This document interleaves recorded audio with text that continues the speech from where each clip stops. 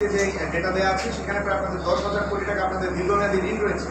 এই পরিস্থিতি থেকে আপনারা কিভাবে ঘুরে দাঁড়াবেন সেটা আমরা জানতে চেয়েছি। সেটা আমরা কোনো উত্তর আমরা তখন পাইনি। এখানে আমরা ব্যাংক থেকে সবাই আমরা তখন এই উত্তর পাইনি। এখন আপনি আসলে কিভাবে আপনারা ওই যে ভাই বললো কি আলাদিনের চেয়ে আগে এখন এবার আলাদিনের চারটা আমরা সবকিছুই জানি, ব্যাংকের কোনো সবকিছুই জানে।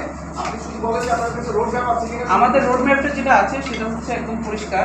আপনারা এটা শুরুর দিকে উনি যেটা বলেছিলেন যে ব্যাংকটা যখন প্রতিষ্ঠা হয়েছিল তখন কিন্তু এটাতে বিদেশি ইনভেস্টমেন্ট ছিল অনেক বেশি, 20% বিদেশি ইনভেস্টমেন্ট ছিল এবং ইনভেস্টমেন্টগুলো ছিল খুবই ভায়াবল জায়গা থেকে বা বলবো আমি ক্রেডিবল জায়গা থেকে, ইন্টারন্যাশনাল মার্কেটে যাদের কিনা খুবই ভালো একটা রেপুটেশন আছে। আমি দায়িত্ব নিয়ে বলতে পারি যে এখনও ইসলামিক ডেভেলপমেন্ট ব্যাংক বা আইডিবি আগ্রহ প্রকাশ করেছে এই ব্যাংকে হিউজ পরিমাণ টাকা ইনভেস্ট করার জন্য। আমি এখন এটা বলতে পারি। এখন দেখেন ইনভেস্টমেন্ট রিলেটেড বিষয় কিন্তু investment agreement has been signed আমরা কিন্তু ওপেনলি বলে দিতে পারি না। আমরা আইডিবির কথা তাও দায়িত্ব নিয়ে বলতে পারি যে আইডিবি ক্লিয়ারলি আমাদেরকে জানিয়েছে, ব্যক্তিগত পর্যায়ে থেকে ওনারা যোগাযোগ করেছেন, যেহেতু ওনাদের সাথে ভালো সম্পর্ক আছে।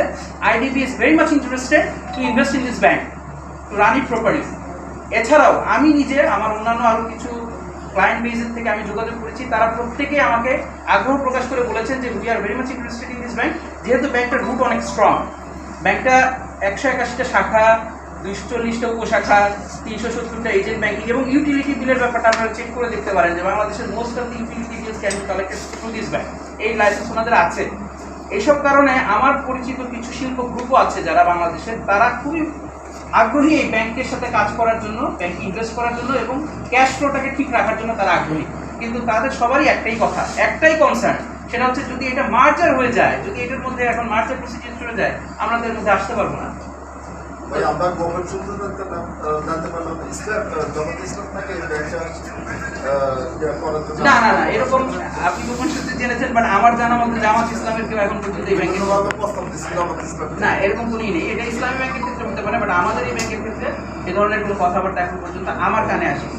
আমি যতটুকু জানি আমার সাথে যারা ডিল করছেন প্রাক্তন বোর্ডের, তাদের কারোর সাথেই জামাত ইসলামের কেউ যোগাযোগ করেছেন বলে আমাকে ওনারা জানান, বা কোনো পলিটিক্যাল পার্টির কোনো ইন্টারেস্ট আছে এই ব্যাংকের সাথে, এটা আমার জানা নেই।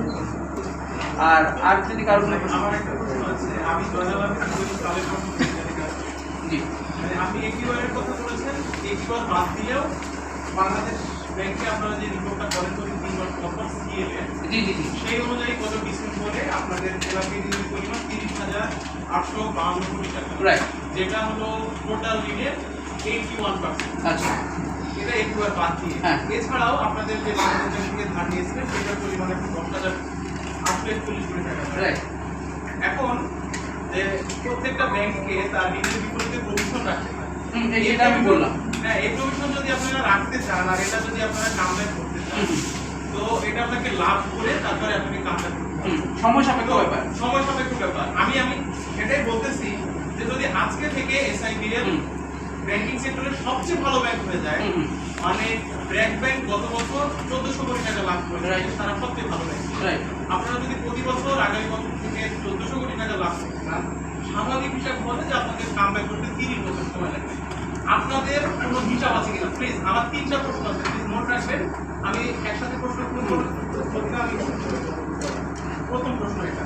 দ্বিতীয় প্রশ্ন হচ্ছে, যখন আপনাদের ব্যাংক দখল হয়ে যায়, এটা আমরাও জানতাম, সে সময় আমরাও নিউজ করেছি, কিন্তু চেয়ারম্যান স্যারের কাছে আমার প্রশ্ন যে যখন ব্যাংকটা দখল হয়ে গেল এরপরে ঠিক কত সালে এবং কোন তারিখে আপনি সংবাদ সম্মেলন করে আমাদেরকে জানাইছেন যে বন্ধু থেকে আপনার কাছ থেকে ব্যাংকটা নিয়ে নাও?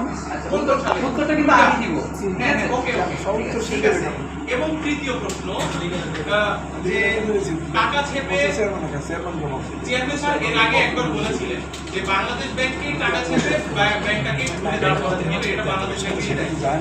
তো টাকা ছাপালে আমরা জানি যে মূল্যস্ফীতি বাড়ে। 10,000 কোটি টাকা দেওয়া হয়েছে, মানে 10টা ব্যাংক 52,500 কোটি টাকা দেওয়া হয়েছে, আমাদের মূল্যস্ফীতি এখনো 9%। কিন্তু কথা হচ্ছে যে আমি যদি ব্যাংক বাঁচাতে চাই, বাংলাদেশ ব্যাংক যেমন ব্যাংকগুলোর লাইসেন্স দাতা এবং বাংলাদেশ ব্যাংক পুরো 18 কোটি জনগণের ব্যাংক, তো মূল্যস্ফীতি যদি বেড়ে যায়, কোনো একটা ব্যাংক বাঁচাতে গিয়ে 18 কোটি মানুষ, ঘুমে মজুর, রিক্সাওয়ালা সবাই এফেক্টেড হবে। আমার স্পেসিফিক প্রশ্ন হচ্ছে যে আপনাদের কাছে 18 কোটি জনগণের স্বার্থ বড় না কি এসআইপি না স্বার্থ তিনটা প্রশ্ন। আচ্ছা, প্রথম প্রশ্নটা ছিল যে আপনি বললেন একেবারে 62% ছিল, রাইট নাও যে 81 সামথিং পার্সেন্ট। ঠিক আছে, এখন হ্যাঁ আমি আসছি। এখন ধরেন একিউআর হয়েছে গত বছরের মেতে, as far as I am concern, আমি জানি যে গত বছরের মেতে ওনারা রিপোর্টটা পাবলিশ করেন।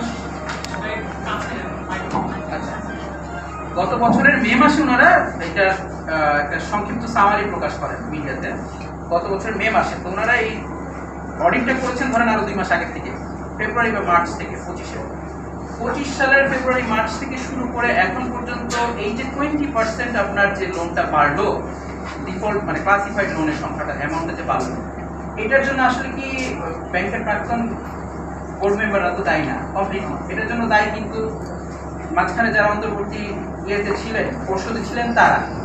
আমি এখানে ব্লেম শিফটিং করছি না, আমি জাস্ট একটু ইনফরমেশনটা দিচ্ছি।